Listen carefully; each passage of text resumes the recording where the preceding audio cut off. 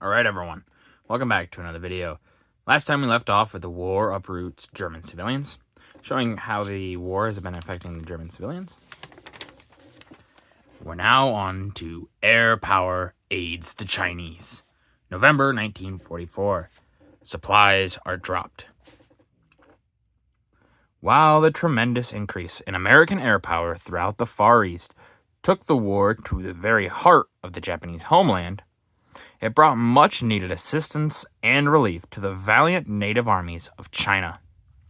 Powerful air forces flew from distant bases in India and liberated parts of Burma to drop ammunition, equipment, and supplies to the Chinese. Yeah, this is probably really helpful. The Chinese have been suffering pretty badly during this war. They haven't had the air power, the military power, really any of it, until more recently. And so, for many of these people, this is life-giving supplies. Marauders bomb Siegfried supply line. November 1944. Konz-Kothras Bridge is hit. Bombs from marauders of the United States Army 9th Air Force land flush on the Konz-Kothras rail bridge over the Moselle River, 5 miles from Trier. The rear areas of Westphal were subjugated to almost continual blasting by Allied planes in an effort to starve out the German forces manning the formidable Siegfried defensive line. Yeah, so obviously, if you want to stop a powerful defensive line, like they said, disrupt the supply lines. If they don't have supplies, they can't hold out forever. They can only hold out for as long as their supplies last. If they don't got many supplies, they ain't gonna last very long. It's a good strategy by the Allies, and it shows that they're not willing to not go far enough. Slowing up the Japs in China. November 1944. Allies blast bridges. While the Allies advanced in Burma and in the Pacific, Japanese troops continued their success in China. However, the Allies put up desperate resistance, demolishing this bridge and railroad over Li Shui Riverbed, just 10 miles north of the threatened city of Quilin, which the Japs entered shortly afterwards, pushing the 14th Air Force back to Kunming. Yeah, the Japanese, the progress in China for them goes pretty well for a while. It's slowing down. It's slowed down actually quite a bit. And part of that is due to the Allies taking care of bridges, bombing further supply lines back, hitting Japan itself with bombs. And so that the defense in China, the offense in China, it's not going to last. They'll still be there for quite a while, but they're not going to be pushing as they have been. The Third Army battles flood waters. November 8th, 1944. Launch new offensive. Despite heavy rains on the Third Army front, General Patton launched an offensive on November 6th. Actually, no, my bad. November 8th. My bad. The first in nearly 6 weeks.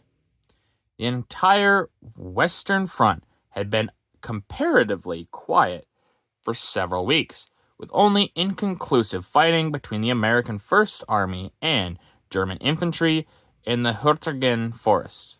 I didn't say that right, I apologize. Disturbing the relatively peacefulness of the battle zones. Yeah, if you're kind of held up, yeah, and also, like they said, the battles have been kind of inconclusive with the Siegfried Line. There have been areas where they broke through, but it hasn't been the big push through that they've needed. But, you have to push through at some points. Even if there's big flooding and things like that, you have to get in there. Because if you don't, everyone's going to just sit there, twiddle their thumbs. You're not going to really make much progress in this war. You have to attack. Even if it's not necessarily the most advantageous spot, sometimes an attacking enemy will crush a defensive army if they're not expecting it, even through these big rainwaters. Armistice Day in Paris, November 11th, 1944. Free Paris celebrates.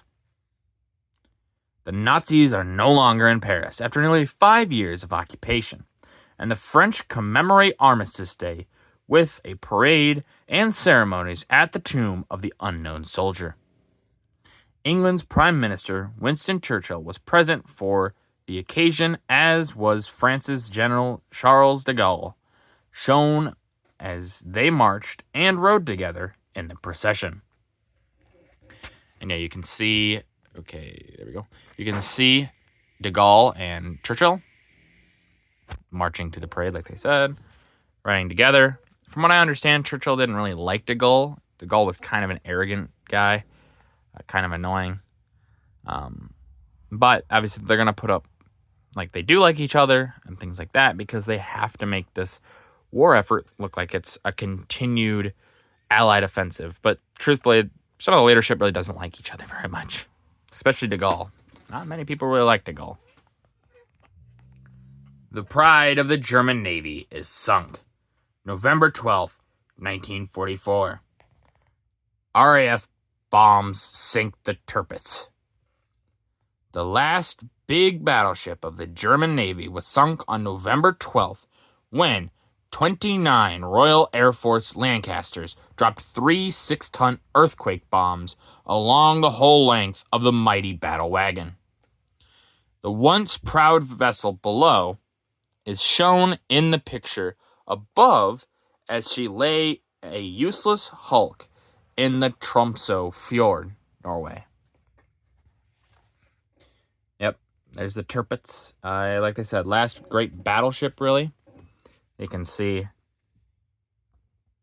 yeah, you can see it. The last big German one, it gets sunk by the Lancasters. And it's kind of once again proving, while big guns used to be the way to go, and battleships really come out of World War I, and a little bit before that, big guns no longer really matter. What really matters is the aircraft. If you can have good aircraft, a big battleship, it can fight some off, but it's not going to last forever. Aircraft are a lot more expendable and more useful. Uphill work in the Carpathians. November 1944. Terrain trouble.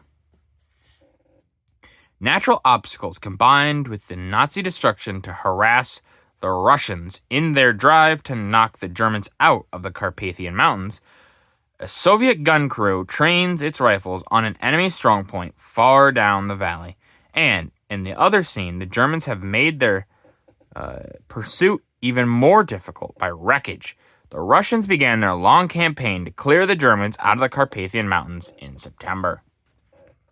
So you can see here, they've got what looks like to be an anti-tank gun. And it's, like I said, pointed down the valley here at probably German positions, or at least what they assume to be German positions in the Carpathians. And yeah, a mountainous defense is going to be a lot harder to knock a fortified enemy out of those defenses. So it's gonna take a while, but the Soviets are gonna do it. They're gonna kick them out. It's gonna be slow going. And yeah, once again, trying to slow down the enemy as much as possible. The Germans are obviously working at railroads, roads, anything they can to slow down the advance of the Soviets. U.S. flyers pound northern Italy. November 1944. Attack supply routes. While the U.S. were held to a virtual stalemate at the Gothic Line near Boulogne, U.S. flyers from Italian bases ranged far and wide over Nazi targets. In the rear, here, United States Army 12th Air Force medium bombers attack the Piacenza Rail Bridge in northern Italy. The valuable supply route became a puff of smoke under American bombs. You can see there's the river looks like. And there's the big railway. Stopping railroads, things like that. A defensive enemy can only be so defensive when they've got supplies. That's why sieges existed, to choke your enemy out. And this is one way to do it. Stop any way of them getting supplies. And with that, that's going to do it for this video. If you guys liked the video, leave a like. If you didn't, leave a comment. Tell me what I could improve on. I always appreciate your feedback. And as always, subscribe. It really does help out the channel. Thank you.